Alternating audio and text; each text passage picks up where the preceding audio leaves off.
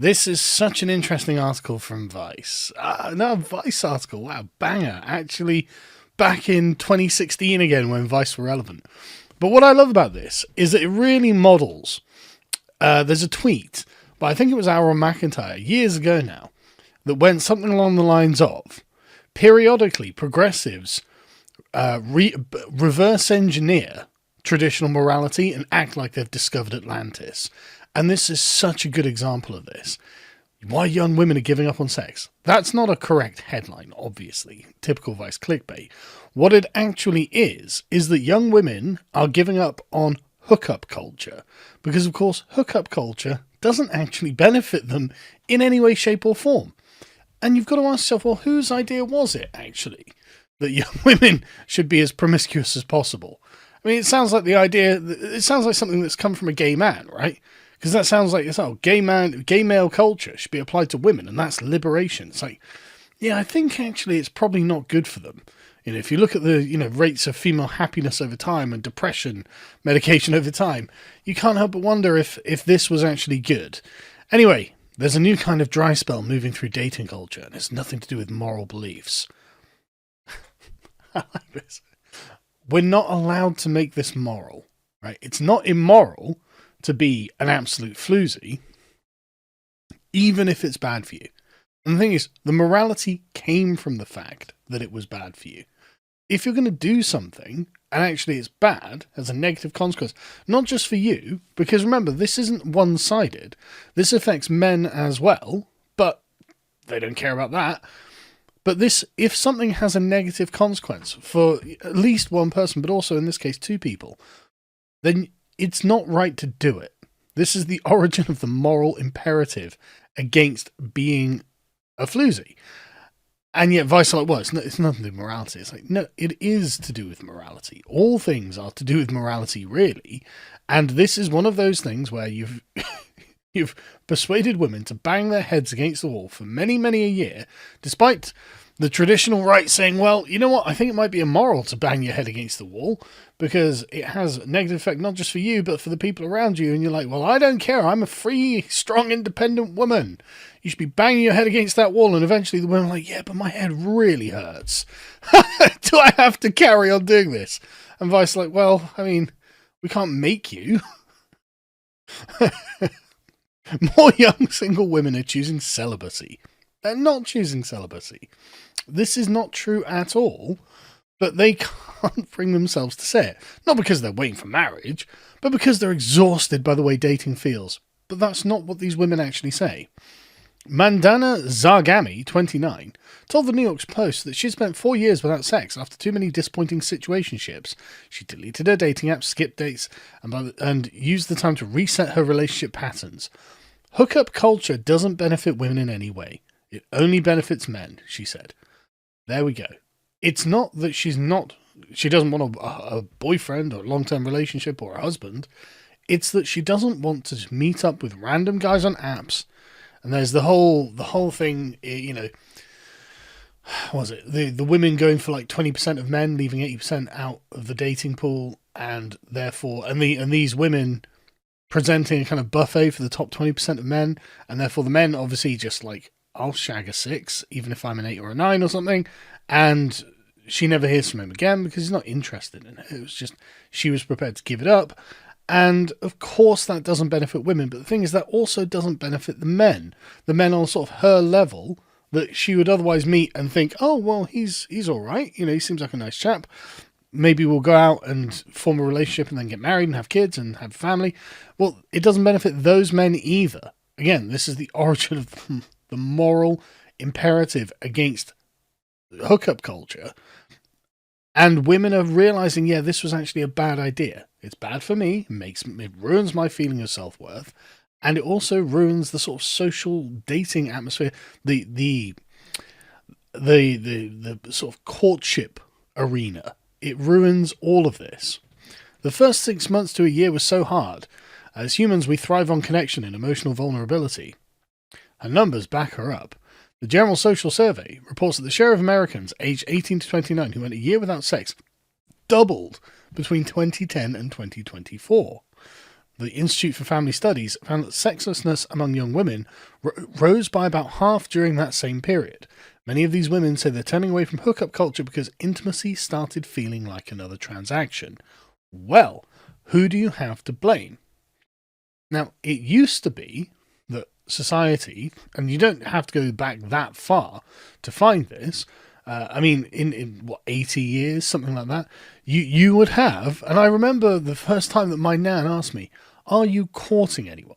And I think I was 16, and I was just like, I don't really know what that means. So I was like, Nan, don't be cringe. I didn't say that exactly, but that's the response I was giving. But it's a good question, actually. Why don't we do that? That does make sure that this is not just purely transactional. It allows cultures, all societies up until right now had methods by which men could sensitively approach women to demonstrate their interest, and women could say, okay, maybe, and a man could go through various rituals to show to her that he was actually a worthy man, and she could find herself growing attached to him and be sure of the fact that she was being attached to a worthy man. And we just don't do that anymore. In fact, liberalism has destroyed all of this. Modern liberal culture, oh no, women are just empowered. But it's go and have sex with loads of random guys and then feel like just a free whore by the end of it. Intimacy feels like another transaction here. And what are you getting out of that? And so at the end of it, yeah, you can be like, well, okay, I didn't want that, actually. And I would have liked to have fallen in love. I would like to have met someone I genuinely loved and we could settle down and start a family and be together forever, like my grandparents did. Like so many people's grandparents were just together their whole lives, basically. They get married in their 20s and then they die together. And it's just like, that is just something that's been taken away from young people now. And that, I think this is a response to that. Kayla Caputo, 29, from New Jersey, told the Post she's taking the same approach. Hookup culture has ruined dating because it almost feels like that's the end goal. People are so trained now to ask you to come home with them. She prefers to be upfront early. I say bluntly, that lets me feel in charge and helps me spot who's looking for something real. Totally reasonable. Totally reasonable. This is the way it always was. Like, when I was dating girls, when I was 18 or whatever, if you actually liked a girl, you didn't expect her to come back with you on the first date or the second date.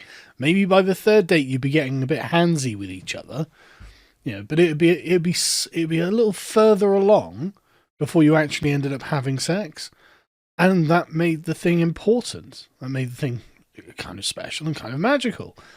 I can't even imagine, as a man, you don't have that much respect for a woman that you shag on the first day, right? I mean, okay, you might do a little bit of things, but I've seen anecdotes from the internet, from Reddit, of women being like, I let him stick it, on the first date, and he never called me back, and yeah, no kidding, I can't believe he never called you back. I was painting, by the way, if you're wondering. I'm not dying of some sort of weird disease. I've also got paint in my hair because I was using my airbrush and I managed to get it everywhere because I'm retarded. Anyway, dating coach Erica Ettin said that honesty about celibacy can make dating clearer. Again, this is not celibacy, right? You don't date if you are celibate. What would be the point in dating if you are celibate? These people are not celibates. What they are is just traditionally minded. They want to be in love. They want to find someone that they love. And that's totally reasonable. A totally reasonable response to the current circumstances in which we find ourselves. While men may hope a woman will sleep with him sooner, he often respects her more if she holds off until she feels she is truly ready. Literally the advice that, in my generation, every woman's grandmother gave her. And for some reason, women these days have not been given this advice, and they have to go to a dating coach. It used to be common knowledge for women to understand that if you want to be respected by a man that you actually like, don't just put out because he will lose respect for you, is what the traditional advice is. For 28-year-old travel nurse Emma, I can't pronounce that, the experience feels liberating. Oh, really?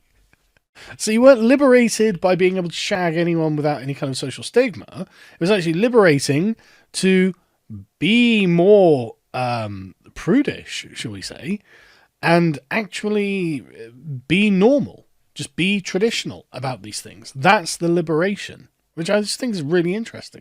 Celibacy for these women isn't a moral statement or a rejection of desire. It's a reset button, a way to feel in control again in a dating world that really offers that choice. Right, so again, I'm old, right? So, and I've been married for a long time. So I don't use dating apps. I've never really used a dating app. I remember going on a website like, I don't know, 15 years ago or something, but even then nothing came of that. It didn't work for me. But like the thing when I was young and dating women, you didn't meet women in this kind of way, right? Again, this is not celibacy, what they're talking about. What they're talking about is they want to feel a connection with someone before they actually start going on a date with them. And then they want to fall in love with them before they actually start sleeping with them. And that's totally reasonable, completely reasonable that women would want that. And it was normal. Right? It was normal. Like the number of women who, you know, you're working somewhere and there's a woman working there and you have to pass in the corridor or something and you make a joke and she smiles and then, you just hang out at the workplace during the breaks or whatever. And you chat and then you're like, hey, do you want to get a coffee or a beer or something after work? And she'll be like, yeah, I do. And, and you'll have fun. And then the next day you'll catch up in the office and then, the relationship kind of blooms from that. Is completely normal and safe for both parties, right?